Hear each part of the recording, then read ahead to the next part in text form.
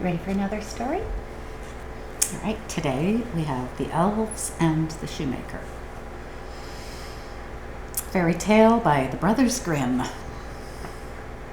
There was once a shoemaker who, through no fault of his own, had become so poor that at last he had only leather enough left for one pair of shoes.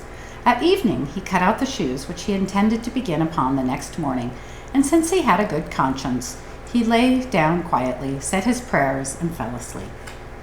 In the morning, when he had said his prayers and was preparing to sit down to work, he found a pair of shoes standing finished on his table.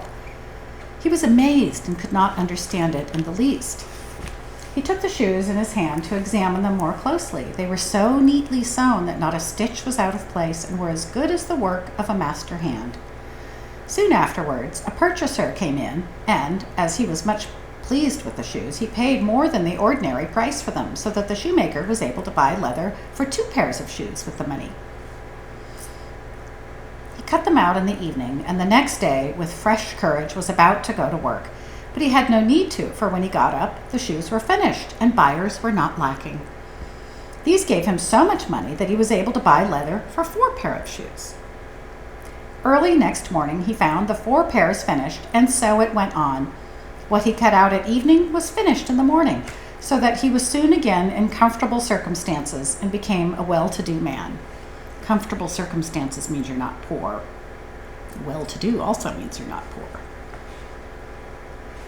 Now it happened one evening, not long before Christmas, when he had cut out some shoes as usual, that he said to his wife, "How would it be if we were to sit up tonight and see who it is that lends us such a helping hand?"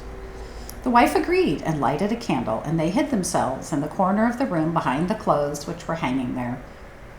At midnight came 2 little naked men who sat down at the shoemaker's table, took up the cut-out work, and began with their tiny fingers to stitch, sew, and hammer so neatly and quickly that the shoemaker could not believe his eyes. They did not stop till everything was quite finished and stood complete on the table. Then they ran swiftly away. The next day, the wife said, "The little men have made us rich, and we ought to show our gratitude. They were running about with nothing on and must freeze with cold. Now I will make them little shirts, coats, and waistcoats, and hose, and will even knit them a pair of stockings, and you shall make them each a pair of shoes."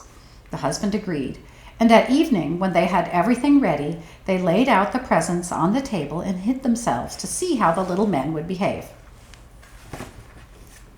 At midnight, they came skipping in and were about to set to work, but instead of the leather ready cut out, they found the charming little clothes. At first they were surprised, then excessively delighted. With the greatest speed, they put them on and smoothed down the pretty clothes, singing, "Now we're boys so fine and neat, why cobble more for others' feet?"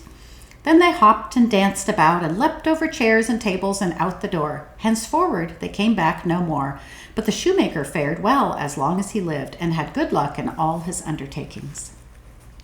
The end.